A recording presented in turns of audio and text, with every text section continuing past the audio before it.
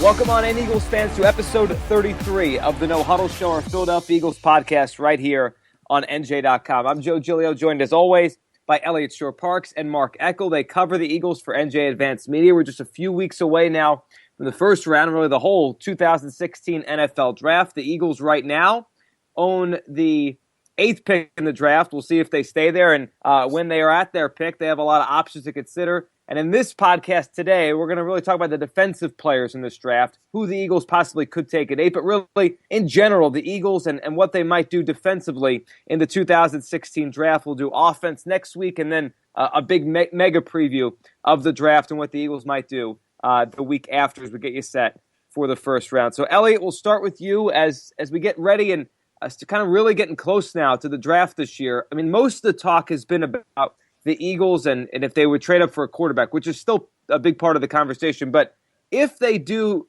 go in a different direction and go defense, at number 8, who are the names that could make some sense for them in terms of high picks for a defensive player? Yeah, there's really only 2. I mean, if you think Miles Jack, the linebacker from UCLA, will drop, then maybe there's a third. And I know Mark wrote earlier on NJ.com about the possibility of that happening, and it shouldn't be completely counted out. But realistically, the 2 that would make sense for them at 8 is the cornerback Vernon Hargreaves out of Florida, and then Oregon defensive lineman DeForest Buckner. Now, they both make sense to the Eagles for 2 different reasons. I can talk about Hargreaves a little bit. So Hargreaves, I mean, obviously the Eagles need a cornerback, I think, at this point. Eric Rowe's a bit of a question mark, even though he had a good ending to the season. And Nolan Carroll, I thought, was the team's best cornerback last year. But at this point of his career, especially coming off an injury, I think he kind of is what he is. I think he's a very good number 2, not a number 1. And I don't think he's someone you want covering the other team's top receiver for an entire season, especially in a division like the NFC East. So Hargreaves is a guy, he's a little undersized at 5'10". So he's not a guy, I mean, I don't know if Chip Kelly and that regime would have drafted him, but he certainly doesn't fit Yeah, you're right. We'll find out. Pick before the Eagles. Yeah, they pick at 7, yeah. So it's interesting. I mean, I think he has obviously more of the more potential than Rowe does to be kind of a lockdown special elite talent. And in earlier podcasts when we've talked, I said I thought Jack Conklin would be a good pick at 8 because I think he fits a lot of needs.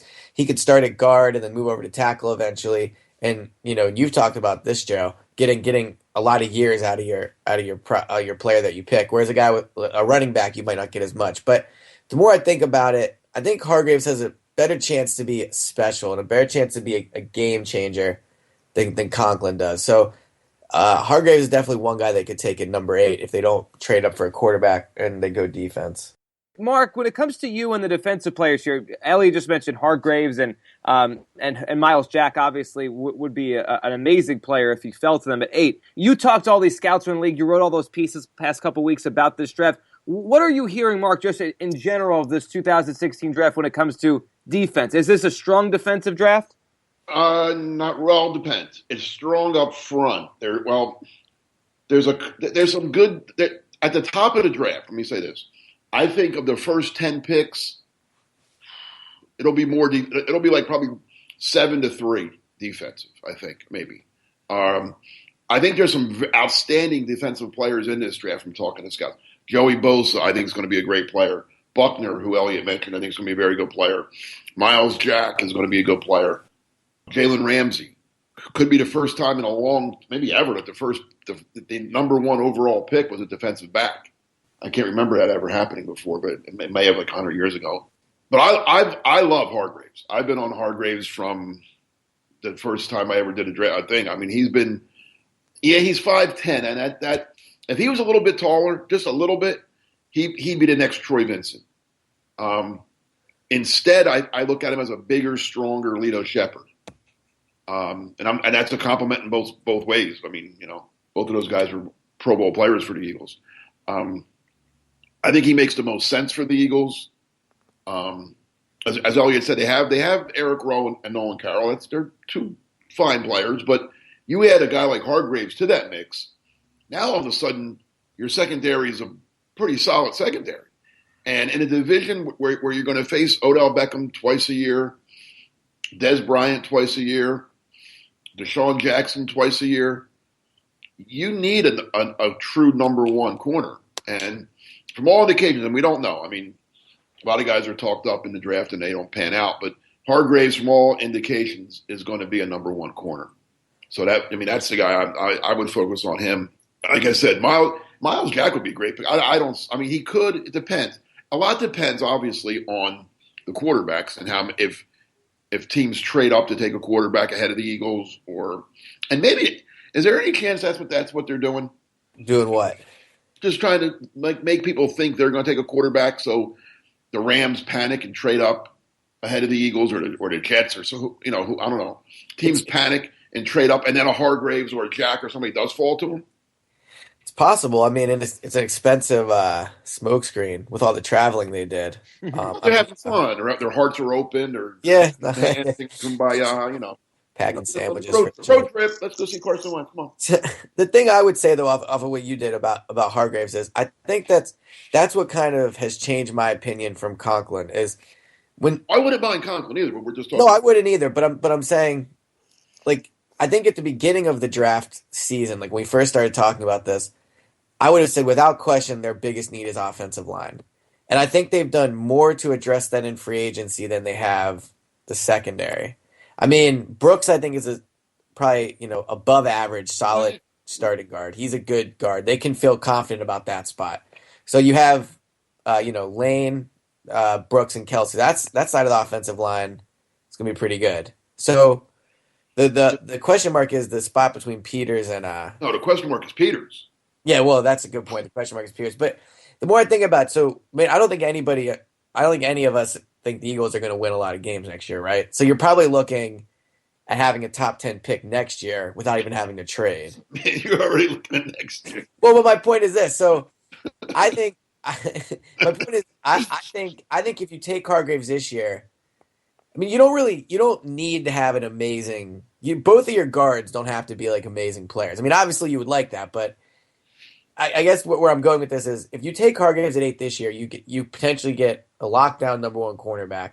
And I don't think you want to use your 8th overall pick on someone who's going to start at guard for you, which Conklin would his first year, unless they get rid of Peters, which I don't think they're going to. So no, I'm not. Well, I'm going to interrupt it. We don't want to turn this into offensive talk, but we'll save that for next week. But I don't think they're drafting a guard. I think they're drafting Jason Peters' eventual replacement, which could come at any time. I mean, the guy missed a lot of time last year, and he didn't get younger. Right, but I just think you don't want. I mean, realistically, we don't think Conklin's going to start week 1 in Jason Peters' spot. No, absolutely not. Right, so I just think you can take an elite tackle in the following year's draft. You know what I mean? But then you might have to play him as a rookie. Yeah, that's a good point. For a year and learn from Jason Peters. No, that's a good point. I want Hargraves, so I'm arguing against myself. Yeah. I'm up to the point now where whatever they, and I don't think I've ever said this in my life, whatever they do, I don't think I'm going to criticize it. Wow. I don't think so. I mean, unless they really screw up. What if they take a quarterback? Not to get into this debate, because I know we'll go on about this forever, but what if they take a quarterback? If then I can't. If they stay at 8 and take a quarterback. What if they take Jared Goff at number 8? I might have to bring up some of the things about Jared Goff that he was, can't win.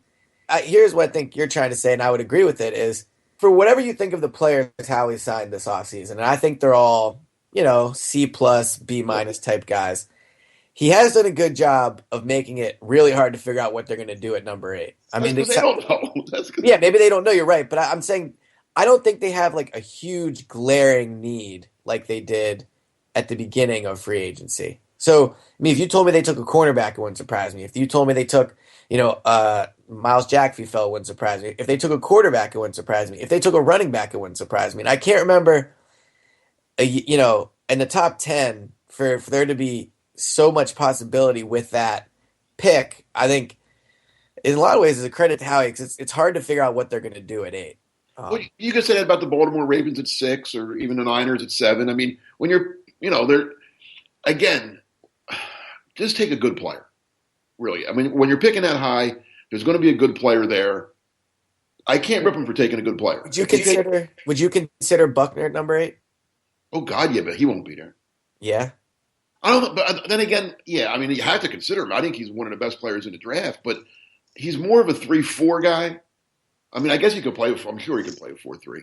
I mean, he could be really special. I mean, he's a 6'7" guy that's athletic, and I mean, yeah, he'd be real hard to pass up. I don't think he gets by the 40 Ravens. I mean, the Ravens might take him or the 49ers. How does he compare to Deion Jordan? Oh, totally different. Yeah. Oh yeah, he's a defensive lineman. Jordan was a lineman. Jordan was a bad 3-4 linebacker that didn't do anything. That didn't make plays in college, and then was a bust in the NFL and was on drugs. So if the Eagles took him at 8, though, that's another defensive end. I mean, at this point, you have No, he probably played tackle. He could play tackle. you put him at tackle. You could put him next to Fletcher Cox. So yeah, but I don't think they're going. I don't think that would be the. I don't. He's really good, but I don't know if he'd be the pick for that. Let me ask you guys this: when it comes to Jim Schwartz, and as we talk about the defensive players and what they might do defensively in this draft, and like Elliot was, and like both of you guys are saying, I mean, what they will do in this draft it's very wide open right now. I think 2 months ago it was like, well, they probably have to do this, then that, but what they did in free agency, moving up to 8, it's all kind of an open. We don't know what they're going to do in a few weeks, whether with the number 8 pick or throughout the entire NFL draft. So when it comes to Jim Schwartz, everyone is excited about Jim Schwartz. Everyone feels like the Eagles defense is just going to be in a much better place with Jim Schwartz rather than Billy Davis, and obviously it's hard to disagree with that. But what do you guys think they need to do to give him to move this thing forward even more? I mean, they've signed a couple players here. They got the safety from the Rams. They got McKelvin. They brought back Nolan Carroll. They've added a little bit here to the defense they had last year, and obviously they're going to change schemes. But Elliot, for you, just positionally, when you're going into this draft, you're the Eagles. Like, what are the 1 or 2 things you say, you know what, I really got to add this to give Jim Schwartz more to work with? Not to be repetitive, but I think it's the shutdown corner. I mean, the secondary, I think you feel good about the safety spots. Jenkins is, you can debate whether he's top 5 safety in the league or not. He's up there. I mean, he's one of the better safeties in the league. The McLeod, the guy they signed, I think is a solid player. Not a guy you have to worry about. But when you look at the defensive line, I think they're good there. Linebacker, I think depth is an issue there, as well as finding another starting outside linebacker. But I think the biggest need is a cornerback that you feel very confident in lining up against guys like Odell and Deshaun and Dez. And I really don't think they have that right now. And as we found out last year, when you have a guy like Byron Maxwell, who you thought was that guy and isn't, it really kills the defense. You saw what Julio Jones did to him and that type of thing. So I think what this team is missing, what this defense missing, what they're missing to go from, where they are now, which is probably like middle of the pack. I mean, last year they were one of the worst defenses in the league. Statistically, I think that was a little skewed because of how much are on the field. But to go from, like a 15 to 20th ranked defense in the league right now to top 10-ish, I think they need a true shutdown cornerback. What do you think, Mark, in terms of positions of need as we go into this on the defensive side? Yeah, I mean, that's why I'm a big Hargraves guy. I mean, in this, the way the game's played now, running the ball and stopping the run has become almost like, oh, okay, whatever. I mean, teams throw the ball. Almost every offense in this league now is pass first. Almost every one. I can't think of it. I mean, if you're not, you're probably not a good team. You're the Rams. The Rams run first, but they're the Rams, and they go 7-9, 8-8 every year. Right, because they can't pass. Right. So you have to, in order to win now, you have to have a good quarterback and good receivers, and you have to be able to stop the other team's good quarterback and good receivers. And like I said, Eric Rowe, we don't know. I mean, he played okay the back end of the season. He wasn't. I mean, he was okay. And Nolan Carroll is okay. Probably a little better than okay, maybe. But I don't see either one of them as just look at what they paid Nolan Carroll. So that tells you right alone that he's just he's good, but he's not an elite guy. And how long it took for him to get a deal. Exactly.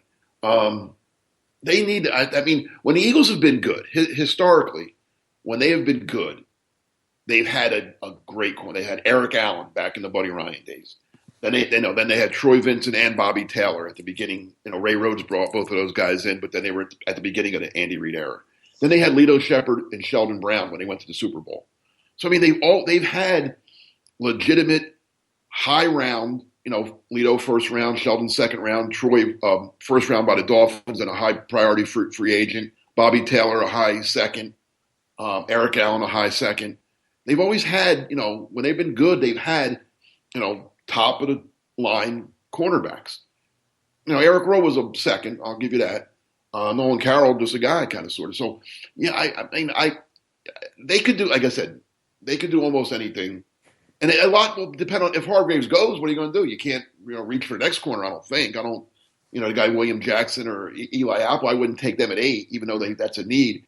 And Hargraves could go. I mean, it wouldn't shock me. I really like him. I mean, if someone took him ahead of the Baltimore took him at 6, I wouldn't say bad pick Baltimore. I'd say, oh man, Baltimore made a good pick there. And Eagles, that's the guy that they probably wanted or could use. Just to go back on Buckner, I looked up my notes. The scouts I talked to say that he could be. They would put him in a 4-3. They would put him at left end in a 4-3.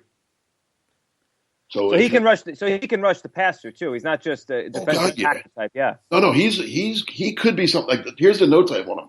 He's gigantic. He never stops playing. He could play in a 3-4 or a 4-3. This guy with his size and his ability, he could be something special.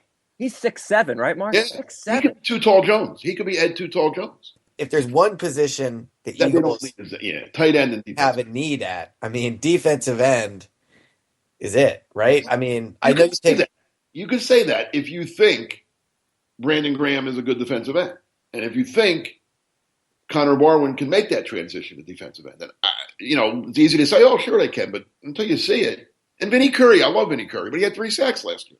Yeah, no, that's fair. It's almost like they have a lot of guys, but none you really sit down and say, all right, they're set there. But, I mean, they have a good rotation. I mean, they have enough guys. Do they have the one guy? Correct. Yeah, that's a fair. I mean, if they took Buckner, I certainly would not criticize him. If Buckner fell to 8, then that means Hargraves is probably gone because somebody took him and that's how Buckner fell. I certainly couldn't criticize him taking a real good player like that. So we're all in agreement that the 3 defensive players we would consider at 8: Hargraves, Buckner, and then Miles Jack if he fell. Yeah, and I would find it hard to believe that more than one of them is there. So let's just say theoretically, go. Just a hypothetical. What if all 3 are on the board at 8? Right? Like, and what the hell? Who went first? Tell me who went the first 7. Well, let's just quarterbacks. Everyone traded up for the 3. Everybody traded up for the quarterbacks. Right. Yeah. So the 3 quarterbacks went. Ramsey went, and the tackles went. Mm-hmm. Right. So take Hargraves. Oh, I don't know. I might take Jack. I don't know. That would be really tough. Jack projects as an outside linebacker, right? Yeah. In a 4-3, yes, he'd be a will. Yeah. So you would take. I don't know. That would be a man. That would be. That's a no lose. That's a no lose, really. Well, I would probably go Buckner last. Yeah, because of the need factor. Although you know what, things on need. I might take Buckner over Jack just because I think if Buckner turns out to be an elite pass rusher, I mean, we saw not to compare. I don't think he's an elite pass rusher. I don't think he's going to be a 15 sack kind of guy. I think he's going to be more of an 8 to 10 sack, but also be great against the run. And well, I guess I'd probably take Jack, but I think we're in agreement that Hargraves is the number 1 defensive. Yeah, but I don't know if Jack's on the. I mean, as much as I love Hargraves, I don't even. Jack could be really good. Well, this is why Howie makes. Well, no, exactly, but I mean, you can't go wrong there. Yeah. You can't. I mean, if they have the those 2 guys, just flip a coin and whatever. I don't know. Right. So that's going to be at number 8. That's a dream scenario. Right. All 3 are there, and they get to pick a really good defensive player. That would be a dream scenario. I want to ask you guys this before we play a little fact or fiction on the defensive side with this draft. How good right now? I mean, you could take into account the players that we know from last year, the ones they added, especially the safety they put next to Jenkins now, coming over from the Rams. What kind right now heading into the draft? Because for all intents and purposes, free agency, significant free agency is over. Now it's about the draft. How talented is the Eagles defense? I feel like we had this conversation multiple times over the course of this podcast over the last year, and we were always kind of going back and forth, and then they weren't playing well, or they were in the beginning of the season. We blamed Billy Davis a lot. New coordinator, a whole draft here, obviously no second-round pick to add to it, but basically a whole draft to add some more defensive players to what they have and free agency. Elliot, right now for you, when you look at this team, and they have a lot of questions and a lot of concerns moving forward, but defensively, what's in your mind the talent level here Jim Schwartz has to work with before they go into the draft? It's a tough one because before the start of last season, I said I thought the Eagles defense could be a top 10 unit. How'd that work? And for the first 6 or 7 weeks, maybe even 8 weeks, they were. Then it just all completely fell apart like the season did. But how talented are they? I mean, they have the best defensive tackle of all time in Fletcher Cox, so that's going to help. I mean, it depends. Like you said, if the defensive ends end up being really good, I think I'll put it this way. I think Jim Schwartz is enough talent where they should be, again, in my opinion, a top, 15-ish defense. I think if this defense is in the bottom five again, then, well, I guess maybe then it is time to start questioning the talent. But I think they have enough there. Jim Schwartz is bringing in his guys for what it's worth. But I think they have enough talent where Jim Schwartz should be able to make this defense competitive and more than competitive. I think, top 15, top 12 type unit. Mark, how about you? I'm not as optimistic as Elliot is. I knew that's what he was going to say. I think there's a lot. I mean, I have a lot of questions. I think they're good at defensive tackle.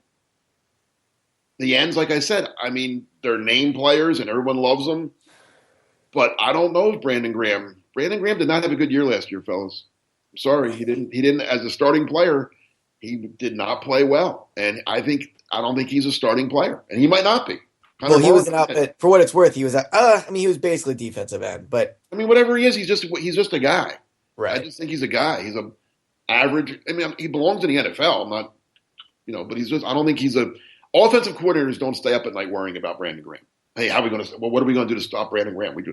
You block Brandon Graham. It's no big deal. I think that's a fair assessment. He's not the guy that's causing them to have headaches all week. Not at all. I think other than Fletcher Cox, there's nobody on this defense that you worry about. And he's up in. To be honest, let's be honest about Fletcher Cox. He's very good, but he's had games this year where he wasn't very good. He's not very good every game. I agree. Tell me that he's very good every game. He's not. He had some bad games last year. I did think, Mark, he did have 2 or 3 that are kind of standing out in my mind. Just crazy good games that probably padded those stats a little bit. Right. I think one was against a backup. Oh, like a third stringer. But again, he beat the guy he was playing. No, he's very good. He's the best player on the defense. I don't think it's close. But the ends, they could be good, but I don't know. Connor Barwin, to me, is a linebacker. I don't think he's a defensive end. We'll see. I mean, they think he is, and he thinks he is, so they know more than I do, I guess. But we'll. They also think Marcus Smith is a defensive end, so.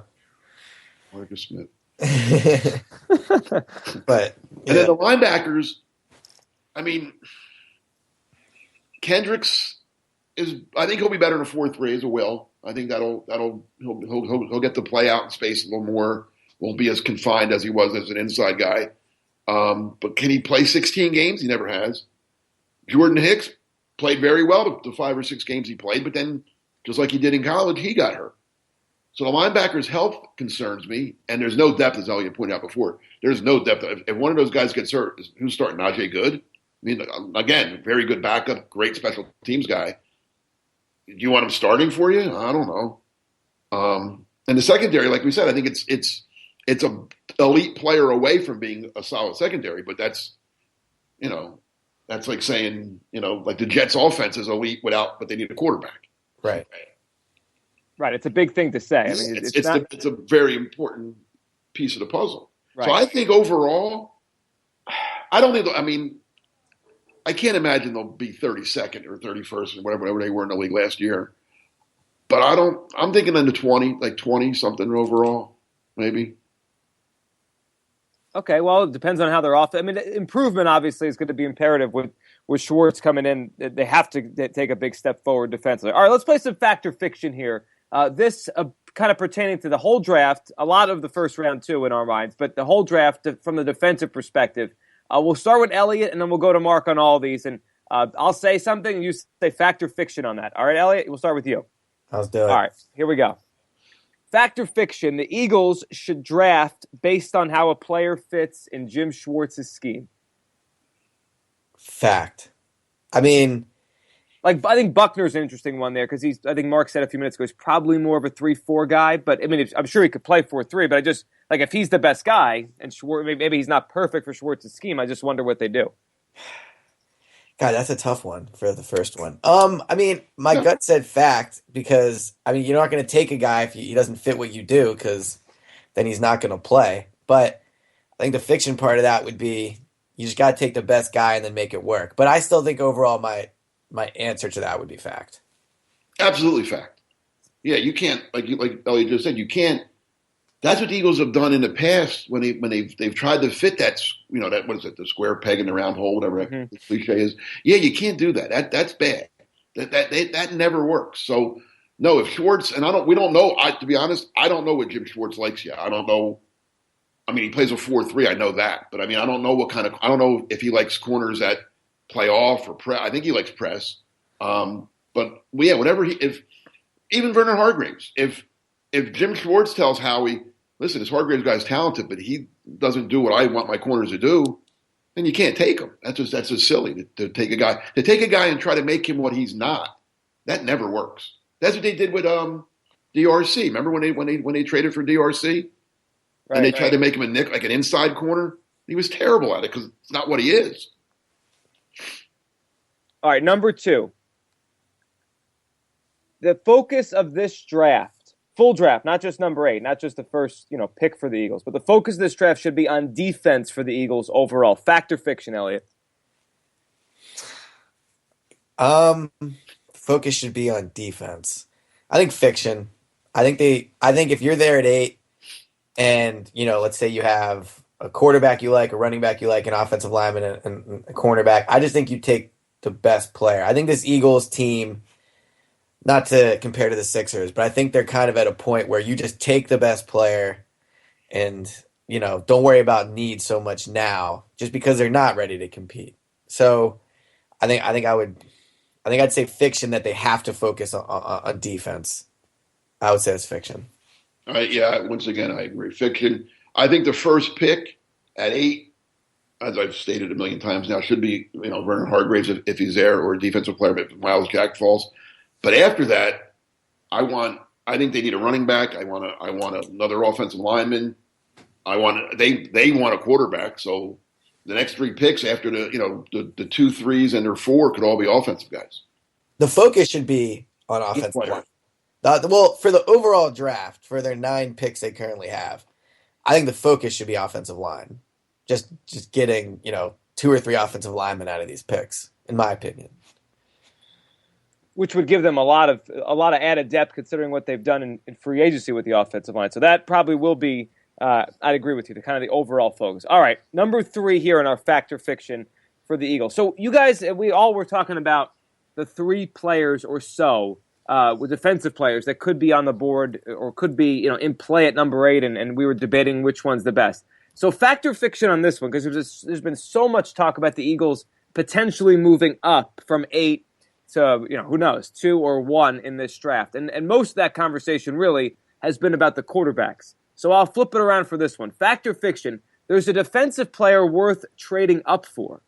What would you think about the Eagles trading up to get a defensive player and not a quarterback? Elliot, so fact or fiction, one of those guys we were talking about earlier, worth trading up for, or should they just stay at 8? I mean, I don't know if I would trade up to number 1 because I think the price tag would be, obviously expensive. But I mean, if you're talking about trading with like the Ravens to 6 to jump in front of the 49ers, if you think they're going to take Hargreaves, I would do that. I mean, if you are going into draft night saying, all right, Hargreaves is the guy we want. This is the guy we traded from 13 to 8 for. We feel he's going to be a difference maker. We think he's going to be there. You feel good about it. And then all of a sudden, for whatever reason, you find out, you think the Niners are going to take him or something like that. If you got to give up one of your 3rd-round picks or one of your 5th-round picks to jump up and get the guy you want, because the most important pick they're going to make is in this top 10. So I would trade up for a guy, but only a spot or 2. I don't think there's a defensive player worth trading up for, to all the way to 1 or 2, just because he's that good of a prospect compared to the other defensive players.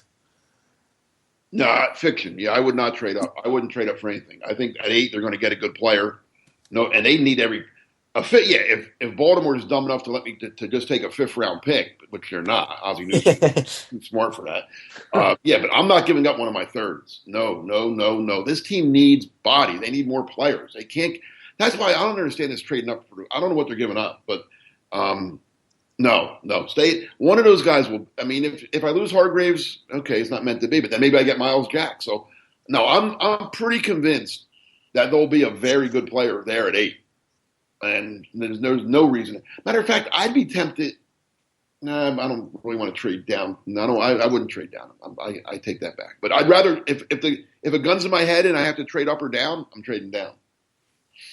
I kind of thought that the whole time from when Howie was talking about how there are 10 players in this draft, Mark, that they really liked, that it was kind of setting up that if they get to 8 and they want to pivot and go back, that I wouldn't be shocked if Howie did that and try to recoup a second round pick or whatever, because I would. Or even another third, whatever you can get. Right. I'm not moving up. I don't understand this moving up thing. I really don't. And what I mean, can we break off for a second and just talk about that? Sure. What are they giving up? Because I'm going to write about this for I think for Wednesday. What it would cost them to go up to 1 or 2? It'd be prohibitive. I mean, that was the big talk last year. How could they possibly move up? And they could. And it won't cost. It's easier to go from 8 than it is from 20, obviously. But they had more ammo last year. Right, and it's easier to go from 8 to 1 than 13 to 1. Sure. So I guess they already took the first step, if that was their plan, by getting up those 5 spots. But they're out of bullets now. What are the bullets? Like, what are they trading? Even 8, from what I'm looking at the charts and the numbers, even 8 this year. And their number 1 pick next year, which Elliott has already told us is going to be in the top 10. That's not enough. That doesn't add up to enough to get you to 1 or 2. So also, what are they throwing? If you're another team and the Eagles offer you their first round pick next year, that's a pick you got. I mean, you feel good about that, right? Like Of course you do. I don't know if you're San Diego sitting at 3, and you can get Ramsey. Because let's say Tunsil, or you can get Tunsil, whatever one's there. You're going to go all the way down to 8 and pass up a premier player like that to hope to get Miles back or hope to get Hargraves? I guess my counter to that, if I was San Diego, my argument would be Ramsey is very good, but is a difference between Ramsey and Hargraves still a top 10 pick this year, and then a top 10 pick next year, and probably the Chargers will have a top 10 pick again. So you're looking at 2 top 10 picks next year, just for the difference between Hargraves and Ramsey. Well, you don't know it's going to be a top 10 pick, Elliott. I mean, all right. Well, you said you thought the Eagles might win 4 games. Well, I agree. I mean, you agree. But San Diego might not think that. Yeah, but you think people around the league are going, "Oh man, Doug Peterson," like, you know what I mean? Like, I mean, realistically, they're looking at this team and going, like, they're probably not going to make the playoffs, and they're probably not going to be very good. I mean, that's it. Look, the Eagles are rebuilding. It's not I'm like saying it's not. I don't think anybody's going to just take 8 and next year's 1. I mean, it just doesn't add up. Just to move. I mean, yeah. I'm just saying. Maybe the 3. Look, I wouldn't trade up. So I mean, like, I wouldn't trade up more than 1 or 2 spots. But I don't think you mentioned. I think Joe mentioned last year trying to trade up and that type of thing. Yeah, well, last year you were trying to trade up for Mariota, so it was worth paying the price. Whereas this year, you had more ammo. Yeah, but even if you had the ammo this year, let's say the Eagles had their second round pick. I mean, I don't know if I want to give up next year's first and this year's second and maybe a third. Oh, I agree. I don't think there's anybody worth. Right. I don't think the difference between who you're going to get. Honestly, I don't think the difference between who you're going to get at 1 and 8 is considerably different, in my opinion. I mean, I don't know about that. I think Tunsil. If you Tunsil's very good. He's way better than Stanley and Conklin. Not way better, but he's markedly better than both. I mean, if that was your number 1 thing, we got to get a tackle. I think trading up for Tunsil would be. Well, I guess what I'm trying to say is last year you're talking about the difference between taking a franchise quarterback in the top 2 picks. Yeah. I mean, probably the biggest position thing in all of sports. Right. That's my ultimate point. I'm not saying Tunsil isn't the best player in the draft, but in terms of a franchise changer, I don't think the guy you'll get at 1. I think the Eagles have just as good of a chance as getting the best player in this draft at 8 as they do at number 1. I mean, just because it is a crapshoot, and I think they could get a game changer at 8 just like they could at number 1. Whereas last year, I mean, you're talking franchise changers at Well, once. if I think if they most teams that move up, not all, but when you move up that kind of dramatically, it's for a quarterback.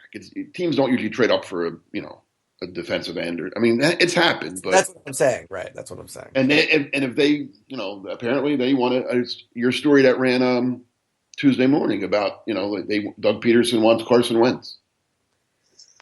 I You're don't doing think this. Doug's gonna have much of a say, but well, Well, Doug's going to give him opinions on quarterbacks, and if he likes Wentz, I'm sure that'll be a story. Let me ask you guys this, because you guys brought it up with Mark. You brought up the ammo, and the next week we'll talk offense, and we'll get into the entire situation with all these potential moves they get up to get a quarterback. But I just keep thinking here that at some point you guys are going to write this story, and this rumor will be out there. If the Eagles really want to get up, and Mark, I agree with you, they don't have that much ammo, and it doesn't fit. But the one thing I could see becoming a story, I'm not saying they should do it, but if you look at the Eagles roster, who's a guy that everyone in the league would want and isn't under a long-term contract? Like, don't you think teams would answer? Yeah, exactly. Ask for Fletcher Cox. That might be the one thing they have. But can you give him up? Is he worth? I mean, I guess it depends on how much they like the guy they're going to get. Yeah. I mean, yeah, again, I know we're talking offense next week, but I mean, if you're trading up for Wentz because you think he's your franchise quarterback, then yeah, you include Cox because you're getting your franchise quarterback. Now, the difference this year as opposed to last year is last year everyone was in pretty much agreement that Mariota and Winston were franchise guys. This year it's much less of a sure thing. So, well, yeah. I mean, can you imagine the reaction if they trade Fletcher Cox and number 8 up for number 1 and they draft a quarterback?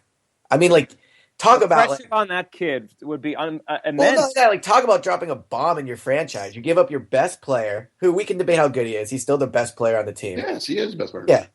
You draft a quarterback that's not a sure thing. You take him at number 1, meaning he's definitely the guy.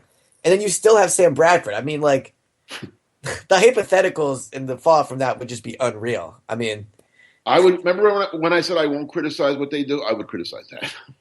I would, because it would give me a ton to write about for the next 3 years. But I mean, I wouldn't do it. Well, plus the difference in last year with Mariota was you had the guy that coached him to his greatest success in college, as his head coach. So you knew that. You didn't know, but it was a pretty good chance that was going to work. It was a once in a lifetime chance. In my opinion. Right, you're putting the Mariota with Kelly. It's a marriage that you've seen be successful. Right. Wentz and Peterson. I don't. What do I know about that? How confident do you feel in that? I mean, that duo. Last year was a perfect storm where you had proof. You thought, or at least college proof it could work, and then this year would be just hoping. It would just be hope and belief in those guys. See, I don't think any of these. I think. A Division II quarterback and a high school head coach taking on the NFL. That's better on your team to put that together. I think, Elliot, you might have a second career in marketing for the Eagles. Yeah. I mean, Carson Wentz could turn out to be a great quarterback. He could. I wouldn't be surprised.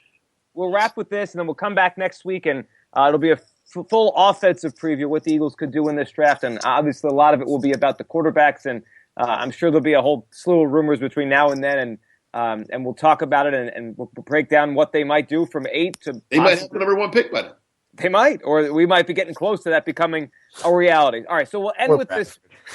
We'll end with this, our last fact or fiction, because we kind of went off it, but I did want to throw this one in here. There's been so much talk this offseason about how Howie Roseman and the Eagles just kind of wanted to rid the Chip Kelly era and get a lot of these guys out, and they did that. What about, so we've been talking about DeForest Buckner. Fact or fiction? The Eagles wouldn't draft him, Elliot, because he went to Oregon. Fact or fiction? Howie's a pretty spiteful guy. But, I mean, I would say fiction, obviously, I would think. I mean, unless they've looked and seen that Oregon players never do well in the NFL. I mean, there's that. But I don't think just because Chip was the guy, I'd say fiction. Yeah, total fiction. I hope it's fiction. I mean, look, let's be honest. I mean, they haven't gotten rid of the Oregon. I mean, Howie's gotten rid of some chip guys. Yes, if you want to call Murray a chip guy, if you want to call Maxwell a chip guy, but Kenyon Barner, Josh Huff, Taylor Hart, they're all still here. Well, they got rid of Brandon Bear. Oh, he was. I'm just kidding. They're not the first team to get rid of Brandon Bear. Yeah. No, but I mean Hart, Barner, Huff they all played up. They played for Kip at Oregon when he was, and they're all still here. So I would say fiction on the whole thing about how we getting rid of all of Kip's guys even, and the main guy's still here. Yeah, they paid him a lot of money. Sammy. Yeah. Elliott's second favorite athlete of all time behind Allen Iverson. Yeah, the best quarterback in the NFL. Last 7 games. Yeah, last 7 games. We'll wrap with that, the last 7 games. All right, guys, we'll come back next week. We will full preview of the offensive side of this draft and a lot of quarterback talk as the Eagles at number 8 could be in play to move up and draft a quarterback, maybe their future franchise quarterback. Elliot, as always, thanks for doing this. Yep, talk to you guys soon. Thanks, Mark. Thank you, Joe. Take care. And thanks to all of you for listening to episode 33 of the No Huddle Show. Make sure to subscribe on iTunes, Stitcher, SoundCloud, however you want to listen. You can listen to this show. And, of course, tweet the show at the No Huddle Show on Twitter. We tweet out all the new episodes. You could give us reaction, feedback, and some ideas you want us to talk about on next week's episode. Thanks for listening.